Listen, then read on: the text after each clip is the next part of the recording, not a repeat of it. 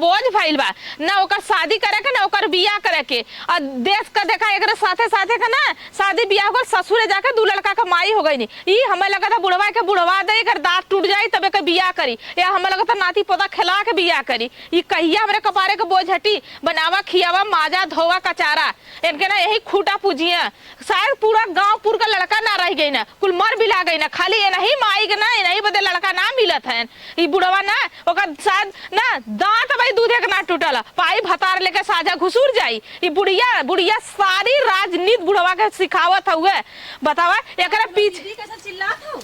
आय कैसे चिल्लात हो मर? ई बतावा का देश का जा देखा बहन बिटिया इनके से छोट छोट लड़की का बियाह हो गल, लड़कोर हो गई नी। इनकर माई कहे हमार बिटिया है भाई दूध पिया था। भाई तू का तो नेपुल धरावत है। नेपुन धरा दे अपन नेपुनवा धरा दे। ई बता कहिया कर शादी बियाह करिए जिंदगी भर मेरे कपड़ ओना बना के दे खाए बदे। अब उखी रह घूमिए उन्हीं का लगा था हुए। हां तो नाक कटवइया उठी करे। हां तो ऐसा करता ना बुढ़िया के मैं लगता है रख के अपने घर में अछवानी चटवाई ओके ना सेठौरा खियाई। हां तो गौवा में दामाद कहवा दी है। हाँ तो वो चाहत है ना।